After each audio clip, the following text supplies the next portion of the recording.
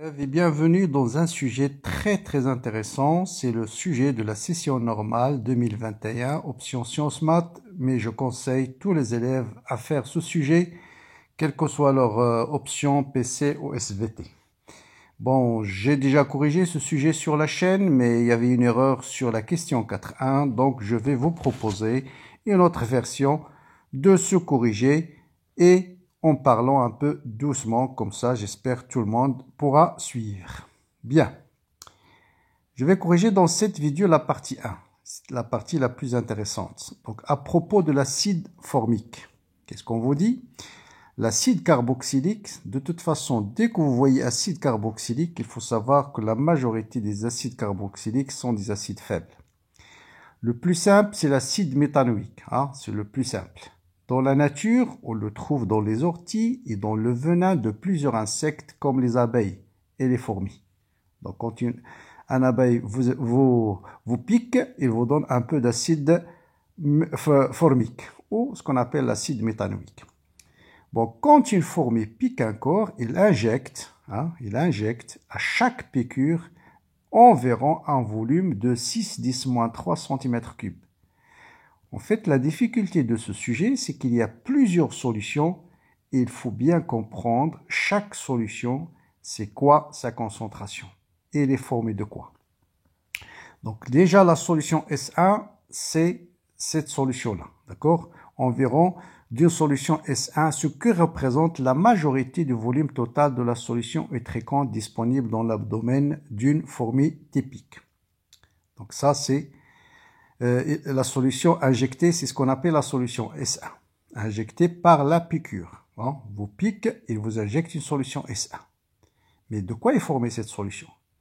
On vous dit que le volume d'acide méthanoïque contenu dans la solution S1, c'est 50%. Donc c'est ça la solution S1. La moitié, c'est l'acide formique que je vais noter H, ou l'acide méthanoïque. On vous donne la masse volumique de l'acide méthanoïque, sa masse molaire et les couples acide-base qu'on va utiliser dans la suite. Première question. Montrez que la quantité de matière d'acide méthanoïque qu'une fourmi typique injecte à chaque piqûre est. Bien, quand la fourmi ne pique, elle nous injecte quoi? Un volume de 6-10-3 cm3. Or, uniquement la moitié de ce volume, c'est le volume de l'acide formique. Donc d'abord, je vais déterminer le volume de l'acide formique injecté. Donc c'est 50%, ça veut dire le volume divisé par 2. Donc VI divisé par 2, 6 divisé par 2, ça me donne 3 10 puissance moins 3 cm3. Donc la question, quelle est la quantité de matière contenue dans 3 10 moins 3 cm3 d'acide formique? On vous donne la masse volumique, vous connaissez le volume. Donc la quantité de matière, c'est la masse divisée par la masse molaire. La masse, c'est la masse volumique fois le volume divisé par la masse molaire. On passe à l'application numérique. Là, le volume, c'est en centimètres cubes. La masse volumique en grammes par centimètre cube. Donc, pas de transformation à faire. Les centimètres cubes vont se simplifier. Donc, il va vous rester tout de suite, vous allez retrouver 7,96, 10 à la puissance moins 5 mol. Donc là, c'est en millimoles. Donc, ce qui donne NI, c'est 7,96, 10 à la puissance moins 2 millimoles. Voilà pour la première question. Là, il n'y a pas de problème. Bien. Question 2. On vous dit l'hydrogénocarbonate de sodium, HNO3-Na+, est souvent utilisé pour traiter les piqûres de fourmis. Écrire l'équation correspondante à la réaction entre l'hydrogénocarbonate de sodium et l'acide méthanoïque. Vous savez que le sodium Na+, c'est un ion inactif. Donc voilà les deux couples acide-base qu'on a. Donc il suffit d'écrire la réaction entre ces deux couples. Donc voilà la base. Donc il va réagir avec l'acide. Donc on vous dit, on vous impose la réaction. C'est la réaction entre cette base avec la base, bien sûr, va réagir avec l'acide. Donc voilà la base. Il va réagir avec l'acide du deuxième couple qui va donner l'acide du premier couple plus la base du deuxième. Donc voilà, CO2, H2O à queue plus HCOO-. Pas de problème. Déterminer la masse d'hydrogène-carbonate de sodium nécessaire pour réagir complètement, la réaction soit complète, avec la quantité de matière de l'acide contenu dans la solution injectée. D'après cette équation, vous voyez bien qu'une mole de HCO3- nécessite une mole de HCOO-. Donc, Ni mol de HCOH nécessite Ni mol de HCO3-. Donc, pour que l'acide réagit complètement avec HCO3- ou HC3- réagit complètement avec le mat, il faut qu'il y ait un mélange stéchiométrique tout simplement. Donc, le nombre de moles initial, le nombre de moles qu'il faut de HCO3-, c'est Ni, c'est 7,96 10-2 mol, 10-2 millimoles. Voilà. Bien. Voilà. Donc, quantité de matière. On a la quantité de matière, c'est 7,96 10-5 mol. Et on a dit une mol de... donc, ça, c'est la quantité de matière de HCO3-. Et NaHCO3- en solution va donner Na plus HCO3-, c'est-à-dire une mol de ça va donner une mol de HCO3-. Donc la quantité de matière de NaHCO3- c'est Ni. Vous connaissez la quantité de matière, on veut déterminer la masse. Donc la quantité de matière, c'est la masse divisée par la masse molaire. Donc la masse molaire, c'est 84 grammes et ça vous donne 8,68 10-3 grammes. Donc pour réagir avec la pique ou bien le venin injecté, il nous faut une masse de HCO3, une masse de NaHCO3 de 6,68 10-3 grammes. Bien. Maintenant, on vous dit que dès que la solution est injectée, ça y est, vous voyez, c'est dans cet exercice, la difficulté, vous avez des parties indépendantes. Donc ça, on vous parle de la quantité une fois qu'il est injecté. Pour la soigner, ce venin-là, il faut injecter une quantité nécessaire de HCO3-. Et puisque suivant la réaction, vous voyez qu'une mole pour réagir complètement, il faut que cette réaction soit totale. À la fin, il faut avoir 0,0.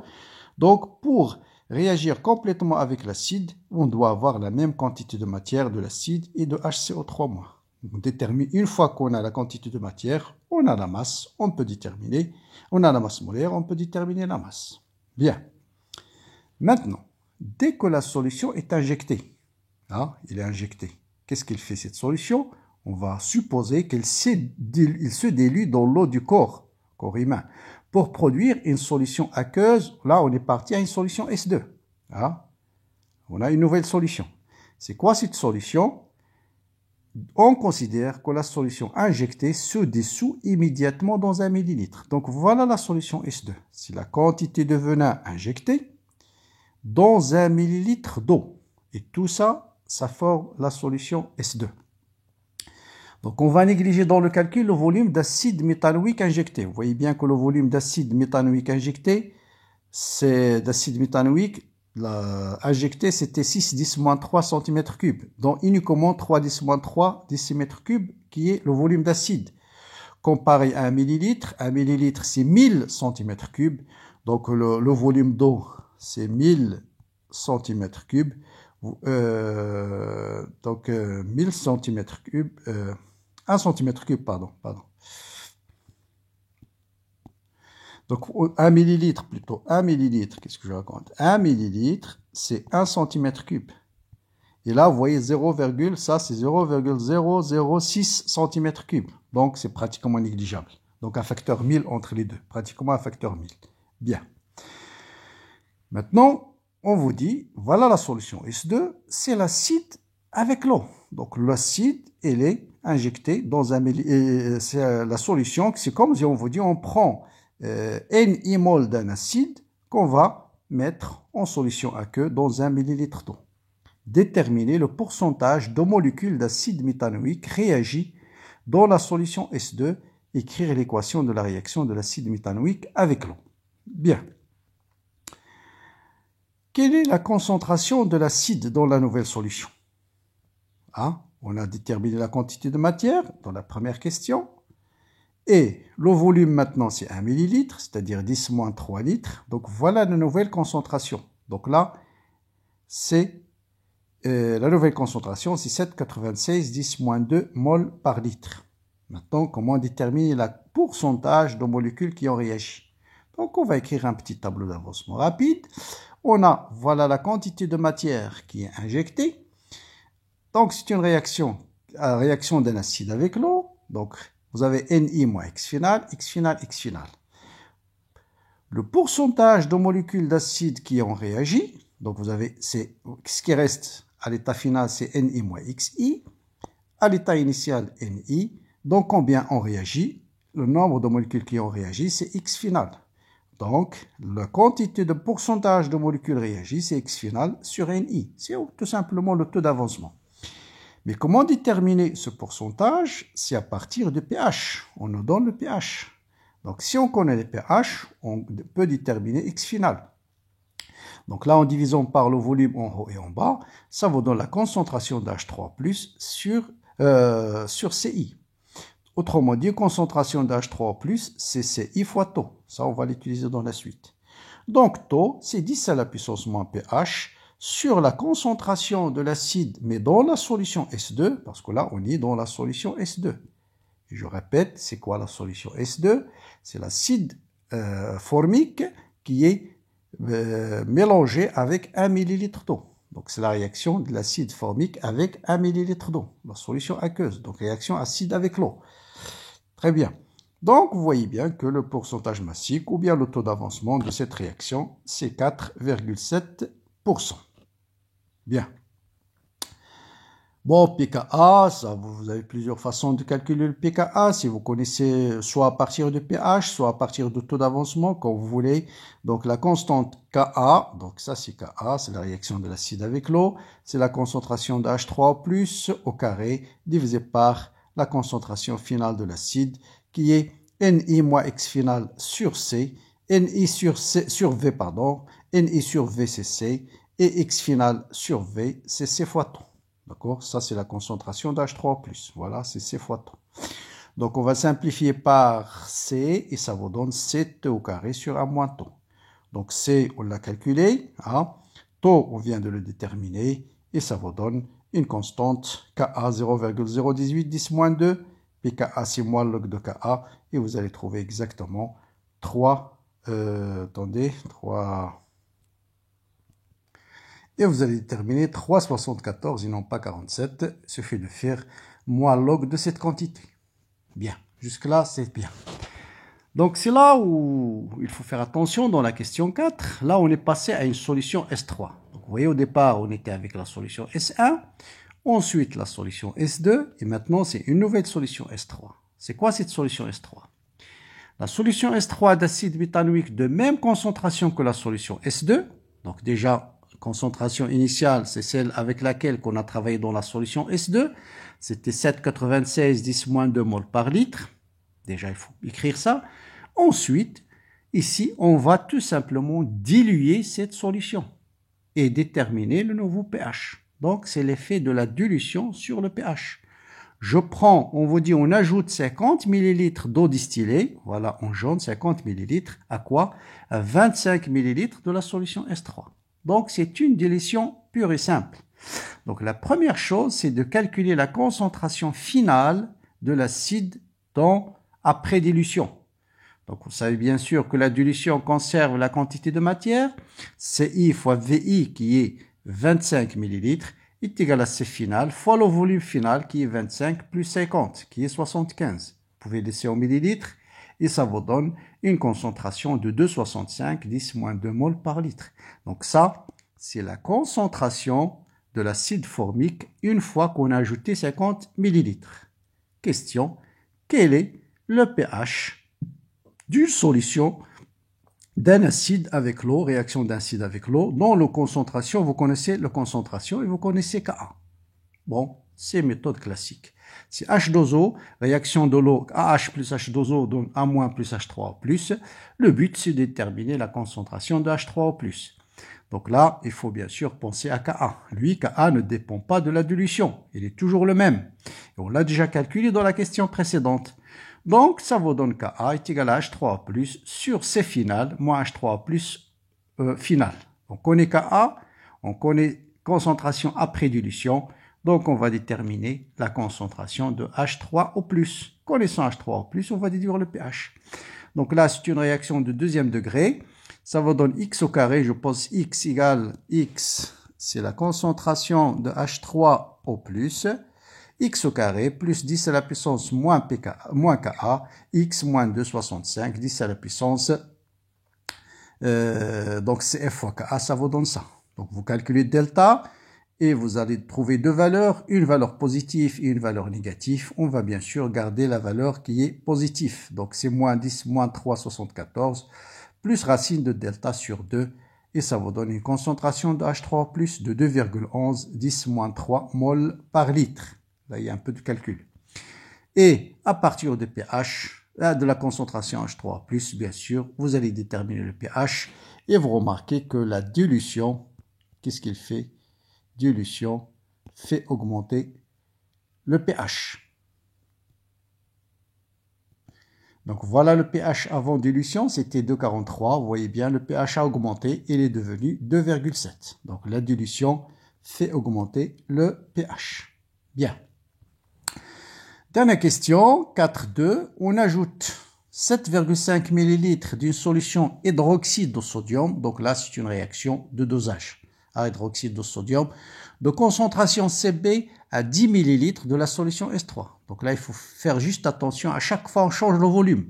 Là, solution S3, on connaît sa concentration, voilà le volume, donc voilà la quantité de matière de l'acide qu'on a pris, c'est cette concentration fois 10 ml. Vous connaissez la concentration de la base et le volume de la base. Donc là, vous avez une réaction du dosage classique. Il suffit de déterminer ce qu'on est avant l'équivalence et vous allez voir qu'on est... Donc c'est une réaction de deux couples acide-base. Donc cherchez juste qui est le réactif limitant. Là, plutôt le réactif limitant, c'est un mélange plutôt qu'un dosage, on peut dire comme ça. Donc on a la quantité de matière de AH, c'est 7,96 10 moins 2 multiplié par 10 ml. Ça vous donne 7,96 10 moins 4 mol. Quantité de matière de H-, c'est Cb fois Vb, 7,5 10 moins 4. 7,5 qui est plus petit, donc c'est au H- qui est le réactif limitant. Donc à la fin, vous allez avoir 0 ici. Donc voilà l'état final, l'état final de cette réaction-là. Donc 0, C3V moins Xmax, et Xmax c'est bien sûr Cb fois Vb, et ici Cb fois Vb. Donc vous connaissez la concentration de A-, vous connaissez la concentration de AH, et vous pensez à bien sûr, donc voilà la concentration C3V moins Xmax, ça vous donne cette valeur-là, 0,47 10 moins 4. Bien maintenant, faut penser tout de suite à la relation pH égale à pKa plus log de l'acide divisé par la concentration de la base divisée par la concentration de l'acide, vous simplifiez par 10 moins 4, et ça vous donne un pH de 4,95. Donc voilà pour ce sujet extrêmement important. J'espère cette fois-ci qu'il n'y a pas d'erreur de calcul, ou j'espère, bon, s'il y a d'erreur, vous les corrigez. Des fois, vous voyez, je voulais écrire 47 tout à l'heure, 74, j'ai écrit 47. C'est des choses qui arrivent en rédigeant. Donc voilà, je vous souhaite bien sûr très bon courage comme d'habitude. N'hésitez pas à me laisser des commentaires, ils sont toujours les bienvenus. Bon courage, bonne continuation et à bientôt.